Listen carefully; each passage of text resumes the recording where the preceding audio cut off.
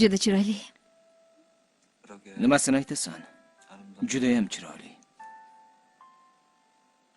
Bugun oy chiroyli. To'g'ri. Oy chiroyli deb ayt. Chiroyli so'zini eshitganimda sen oy chiroyli deb aytgan kunni eslayman. O'shanda ijtimoiy tarmoqda suratni ham chiqarganding.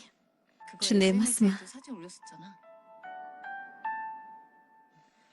Seni sevaman deyish o'rniga Sosaki Natsuma oy chiroyli degan. O'sha tun shu xotiramga tushib qoldi. Yozuvchi haqida senga men aytib bergandim. Esingdami? Ha, sen. U paytlarda hali maktabda o'qirdim.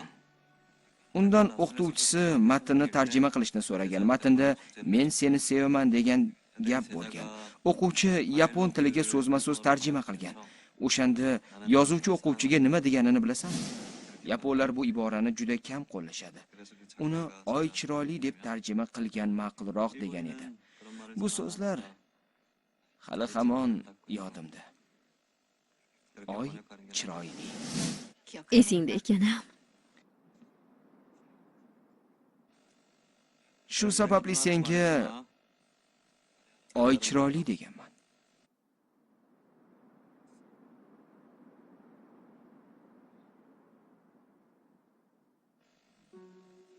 Endi esa yana bir marta aytyapman.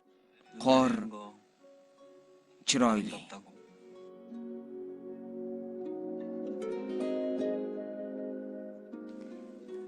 Chiroyli-ku, to'g'rimi? 설레였는데 내게 와서 행복했는데 네가 와서 어디로 Nima bo'ldi? Meni sevib qoldingmi? Qimirlama. 여기에 있어 곁에 있어도 보고 싶다 Haligi